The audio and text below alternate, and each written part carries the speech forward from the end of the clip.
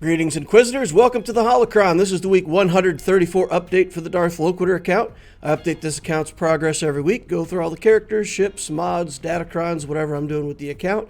Talk about the state of the game, plans for the future, things that I'm doing so that people can follow along. Please remember, as we get started, hit that like button, subscribe, hit the notification bell. That helps me, helps the channel. I would appreciate it if you could do that. All right, week 134. The plan was to put a relic onto General Skywalker. Here he is, all ready to go. And we're going to try to take him all the way to relic 8 today. So we get him started here, put on relic levels, take him up to 7 here. And then we get stuck. We need one more zinbiddle card at relic 7.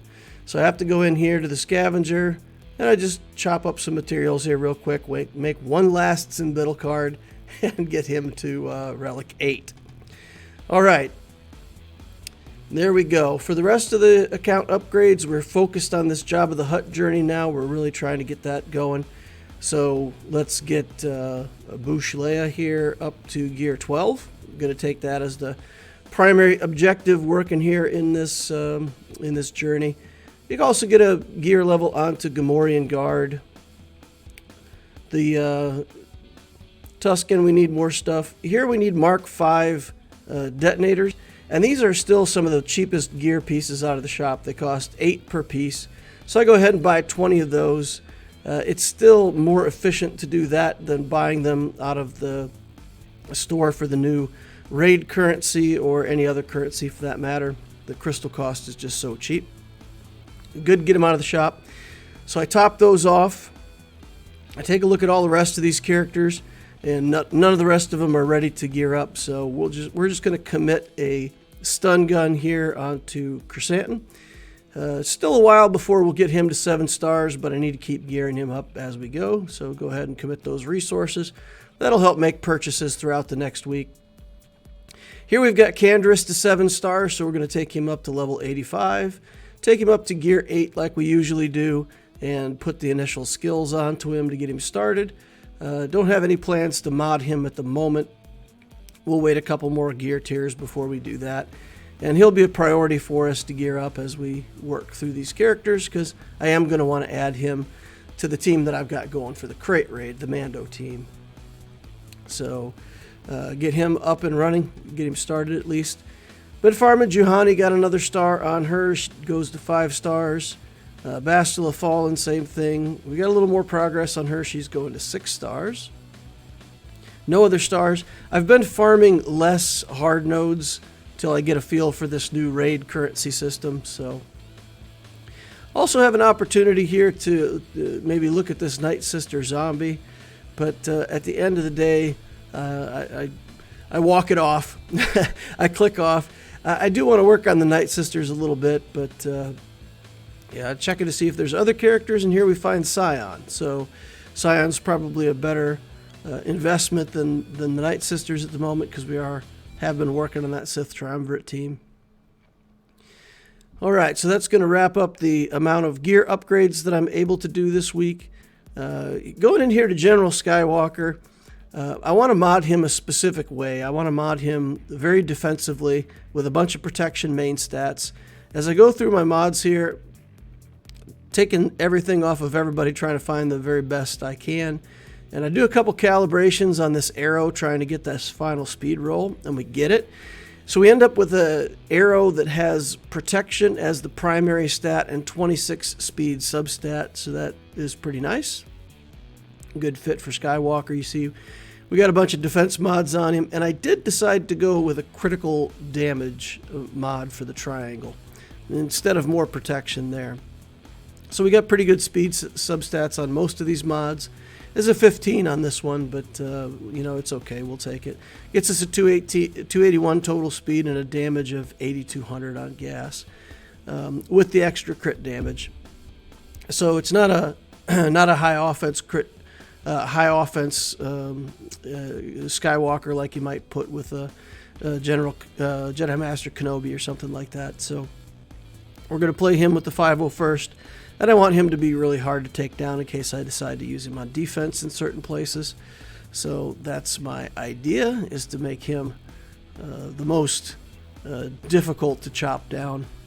All right, so here we're working on mods. Got a lot of gray mods that have potential here, but the second one I hit here, we get more potency. It's a potency mod, so I try again, it gets more potency, and then I have to leave it alone there because without the speed, even though it got a lot of potency, we still probably won't pick it. All right, so these gray mods just aren't working out. I keep trying to hit this speed. And if anybody's watched my mod mastery series, basically if I'm slicing a gray mod and I don't hit speed on the first roll, I'm not going to continue to invest slicing materials. That's just because I want to use my slicing materials on mods with the most potential statistically to turn out to be what I want. And once they don't roll that second speed, when I take them from gray to green, then they're no longer high potential mods. Some mods I'm willing to invest a little more in if they've got really good stats, but in this case, pretty unsuccessful day. We got one that went to 11, but we couldn't get it. Third hit on the way to purple. Here I'm selling off a whole bunch of one speed mods, and there's this one crit damage mod here that's got good substats on it, crit damage main stat, and it does have 4 speed. So I'm going to go ahead and try it. We hit speed on the first slice. We hit speed on the second slice. 12 is still okay. We hit speed on the next slice. Take it to 6 dots and hit speed again. So it went from being almost in the trash bin to being saved and kind of being the mod of the week. 23 speed, so that's pretty good. We'll take it. All right, so then we have to go in here and fix all the characters we wrecked in remodding. I did a remod on Skywalker. Also worked a little bit on my Krayt team, so we ended up destroying a bunch of mods and had to spend a lot of time fixing everybody else. With Datacrons, I was able to farm a few materials here during the beginning of this conquest. So go in here, go ahead and try to get some good Datacrons. Not getting very good success. Here I get protection and health steal. Then I get 2 accuracy boosts here. But I figure I'll go ahead and take it to 6 to see if I get something good. We get separatists mechanic there. And pretty disappointing. I'll farm up a lot more stuff for Datacrons next week, and we'll try to do a little more Datacron improvement as I work my way through the completion feats and generate a whole bunch more Datacron materials. So that's the plan. I'm not very impressed with this Datacron, this set, the stats. I can't seem to roll good stats in these mods, or at least ones that I think are that useful. So I'm getting quite a few Datacrons, but when I go into Grand Arena and I go to pick them, I'm not entirely happy with them. They're not as good, like generically across a whole bunch of teams, as some of the past sets have been. But okay, we'll hope for better on the next set. Week 134, we got 6.32 million galactic power. We added 30,000. Up to 73 relics, 93 zetas, 12 omicrons, squad arena JMK. We dropped a lot. Over the course of the last couple weeks, I've been dropping in squad arena like crazy. And, I only play a couple matches a day. But I keep getting pushed way down to like 26, 27. And I'm not that ambitious to try to rise to the top with this team. So yeah, we've been pushed out of the top 50 by all the Jabba teams that have been showing up. So that's interesting. In Fleet, Profundity's still getting us top 5. GAC, we're Kyber 4. And the relic target will be Fennec for next week, week 135. The plan for energy next week, we are farming 000 BT1, Bastila Shan, Juhani. I've also got the Inquisitors marked up and a couple ships marked up. But I'm pretty much only farming them on their respective energy days, light side, dark side, or hard node days. But we'll slowly build them up over time. In Fleet, we're working on the TIE Defender and the Sith Fighter. In Cantina signal data, we'll switch over to Carth Onassi now that we've got Canderous done. We do want to get that Darth Revan unlock at some point, so get all those characters farmed up. Mod energy. We'll get slicing materials on the weekends and mods 5 days a week. That's what we've been doing. I think it's been working out pretty well. It's a nice split between slicing materials and mods. Refresh strategy is the same. Try to get 3 refreshes on everything every day. Just to remind everybody, my 2023 planning. We worked through the Jedinet Revan team. We're working on the Mando team. That's pretty much done. And then it just doesn't score as well as I want it to, and I feel like I really need to get Canderous into that team to get the scoring to take off. So we'll have a look at building Canderous here, you know, month out or whatever when we get him to gear 12, and it seems like the right time. Or maybe I'll just settle for what I got and wait until after Jabba's done, and then get that underway. Gas is done. Fennec and the Lord Vader counter is the next thing that I'm working on, so we'll relic Fennec. Then we have to relic Grief Karga as well for that team, set up the mods, get the timing right there.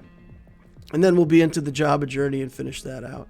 After the Jabba journey, I don't know. It's all kind of open. I'm not exactly sure what I'm going to do. I want to build the Sana team. I want to build Afra, JML, Starkiller. There's so many good things in the game for me to build. By then the Leviathan fleet will be out, and maybe I'll have the resources. I'm up to 295 Malgus shards, so maybe we'll be in a position where we can start considering that the new fleet as well. So that's kind of up in the air, but I've just earmarked some of the stuff as things I'm going to work on the tier 2. Okay, so as we settle in with this new raid economy, last week when I did the update, I talked about farming these med packs and possibly security scanners.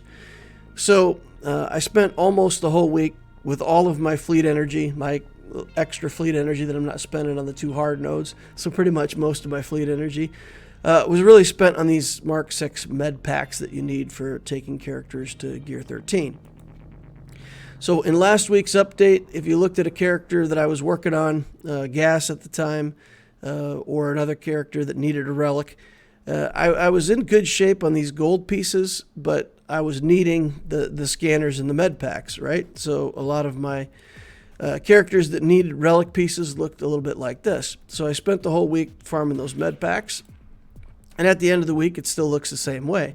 I've been able to fill in those gold pieces, and I'm just needing the med packs. So again, this is a gear piece for Fennec, and it looks the same.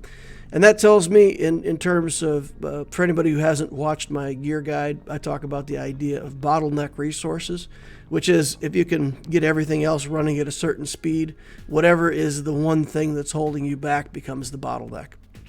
So these purples are turning out to be the bottleneck. I predicted that correctly. I mathed it correctly. So after 7 days, I'm still in the same boat, which means if I hadn't farmed those things, I would have been even further behind. And it was no problem for me to pick that stuff up with this new raid currency. So if you look at the raid currency for the gold pieces for the right side, the middle parts, the ones that you need 40 of are 57 tier 2 currency per shard. And the main pieces are 67 tier 2 currency per shard. And those, I think, are really the premium value with this currency out of that shop. So by buying these pieces, I didn't have to farm really any of the gold stuff, farmed up all that purple stuff, and it worked out quite well. In terms of the shard shop, I'm buying all the pieces. Even though I'm farming the med packs, I'm still buying those pieces as fast as I can from the shard shop. I'm also focusing on things like Mark IV back to gel and the Mark X HoloLenses. The conversion rates on those in the new raid store are really not that good, so we got to pick them up out of the shard shop and or farm them whenever we can. So no reason to leave those behind in the shard shop. So definitely an area of focus. I've been buying less Carbonti out of there and things like that, although I still pick them up most of the time if I have spare currency. So the stun cuffs, stun guns, and Carbontis aren't the best value for that new raid currency, but they're pretty good. They're kind of the middle ground of the value, the efficiency for purchases. But things like the Mark IV Comlink that have a really good value. Once you make a couple of those purchases, you're good to go. So you can spend the rest of the currency on things like Carbontis and stun guns. So that works out pretty well also.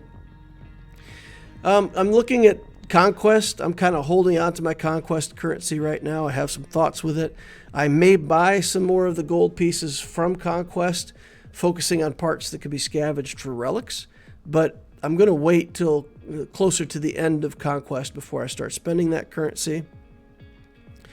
With tier 3 currency, I only bought zinbiddle cards. So I looked at this stuff, and again, the zinbiddle card is not the very best value for the token 3, but if you have arrow magnifiers and you don't need to buy those arrow magnifiers for relic 8, I feel these zinbiddle cards represent the best value. In terms of conversion, they're 125 token 3 to convert a zinbiddle into a zinbiddle card. But the amount of materials that saves that you don't have to use to get zinbiddle cards made is really significant. And if you look at the cost of those materials, let's say if you bought them for token 2 and converted them up to zinbiddle cards, this turns out to be a really good deal. So I'm exclusively buying zinbiddle cards for now. If at some point I find that I have like 70 zinbiddle cards in the bank, maybe I'll take a look at some other stuff. But I would need to get pretty far ahead on these, because you need 10 of them for a relic 7, 20 of them for a relic 8, and I think 20 more of them if you need a relic 9. So they get used up really fast when you need high relic stuff. So this definitely, I think, is the premium purchase. Again, things like the electrum conductors might be a better purchase, but they're easier to make. So this is where I'm going to end up with my tier 3 currency. All right, and I got pretty far ahead in signal data. When the double drop week came around, I used that as an opportunity to farm up a bunch of signal data, and I got quite far ahead. There was a moment where I had almost 300 of each signal data, and over the course of the last couple weeks, the double drop week itself, I burned through a bunch of signal data. Taking gas to relic 8 burned through a bunch of signal data, and I can see where just the conversion rate to relics that I've had over the last couple weeks, I will, let's say after 3 or 4 weeks, I will be out of signal data at the current rate of income. So there's a possibility that maybe some characters that I relic, I'll leave at relic 1, for example, so that I don't burn as much signal data on those characters. The bronzium wiring is hard anyway, so maybe a character can go to gear 13, like maybe the Grief Karga, for example, on the Fennec team. Maybe I can hold that at a lower relic, maybe 3 for use of Datacrons or something like that. So that's something I have to experiment with. The last method for getting that signal data caught up might be out of the wandering scavengers in Conquest. They do have the blue flawed signal data and the green incomplete signal data at good purchase rates out of the Conquest. I didn't want to do that before because I was always purchasing gear pieces for taking characters to relic, but if I can get those materials now with the new raid tokens, then that frees up Conquest currency to buy signal data, and that may bring us down to the most efficient relic cycles if we do it that way. So that's what I will be taking a look at. Again, I'll sit on my currency till the end of Conquest, make that decision next week, and I'll let you all know how that turns out. All right, that's going to wrap up the account review for this week. I hope that's useful information, and I hope that the discussions about the economy will help guide y'all's thoughts on what to buy. And I'll keep working on and chipping away at what I think is the most efficient way to approach this and keep relicing characters as fast as we can. Please remember, if you didn't hit the like button on the way in, please hit it on the way out. Use your like saber, get rid of that thing. Hit the subscribe, the bell, notification bell to watch more videos like this in the future. There'll be a link to the Mod Mastery video. It is, I think, one of the best ways out on YouTube. Just look it up, find that, Loquitur's Mod Mastery, to help you get really good mods like I've got on this Loquitur account. I think that series has helped a lot of people. Check it out. Thank you all for watching, and I will see you in the next Holocron.